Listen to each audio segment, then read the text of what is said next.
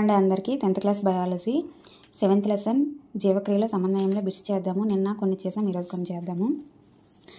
నేను 6th class science notes అయితే explain చేశాను, కింద లింక్ ఇస్తాను, ఎవరికైనా కావాలంటే చూడండి. ఇది చూద్దాము. ఆంత్ర శోషకాలలోని ఏ భాగం ద్వారా గ్లూకోజ్ మరియు అమైనో ఆమ్లాల శోషణ జరుగును? ఏ భాగం ద్వారా అండి? ఎపిథీలియల్ కణాలు, రక్తకేశ నాళికలు, శోషరస నాళాలు, ఈ మూడింటి ద్వారా కూడా మనకి గ్లూకోజ్ మరియు అమైనో ఆమ్లాల శోషణ అనేది జరుగుతుంది. పైవన్నీ ఆప్షన్ డి అనేది కరెక్ట్ ఆన్సర్.